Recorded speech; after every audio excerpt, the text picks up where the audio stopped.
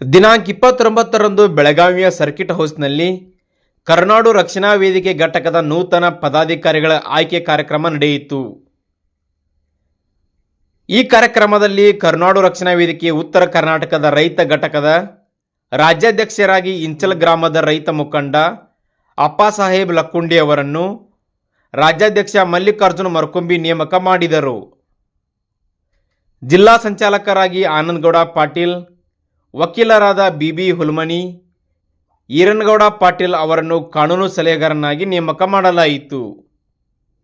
ಈ ಸಂದರ್ಭದಲ್ಲಿ ರಾಜ್ಯ ಉಪಾಧ್ಯಕ್ಷ ಈರಯ್ಯ ಪೂಜೇರಿ, ಉತ್ತರ ಕರ್ನಾಟಕದ ರಾಜ್ಯಾಧ್ಯಕ್ಷ ಮಂಜುನಾಥ್ ಜಲ್ಲಿ, ರೈತ ಘಟಕದ ರಾಜ್ಯಾಧ್ಯಕ್ಷ ಸತೀಶ್ ನಾಯಕ್, ಕಾರ್ಮಿಕ ಘಟಕದ ಉಪಾಧ್ಯಕ್ಷ ನಿಂಗಪ್ಪ ಪೋತ್ಲಿ, ರಾಜ್ಯ ಸಂಚಾಲಕಿ ಫರೀದಾ ನದಾಫ್, ಬೆಳಗಾವಿ ಜಿಲ್ಲಾಧ್ಯಕ್ಷ ಮಲ್ಲಪ್ಪ ಗುಡಗನಟ್ಟಿ, ಜಿಲ್ಲಾ ಉಪಾಧ್ಯಕ್ಷ ರಾಣಿ ಬೇಟಿ, ಬಸವರಾಜ್ ಕರಗುದ್ದಿ, ಆನಂದ್ ಅಂಗಡಿ, ಬಸವರಾಜ್ ಹುಲೆನ್ನೂರ್, ವಿನೋದ್ ಗುಡಾಚಿ, ನಿರಂಜನ್ ತಳವಾರ್ ಹಾಗೂ ಮಹಂತೇಶ್ ತಳವಾರ್, ರಾಮೋಜಿ ದ್ಯಾಗನಟ್ಟಿ, ಬಸವರಾಜ್ ನುಗ್ಗಾನಟ್ಟಿ, ಹುಲೆಪ್ಪ ಕನಸಗೇರಿ ಸೇರಿದಂತೆ ಅನೇಕರು ಇದ್ದರು.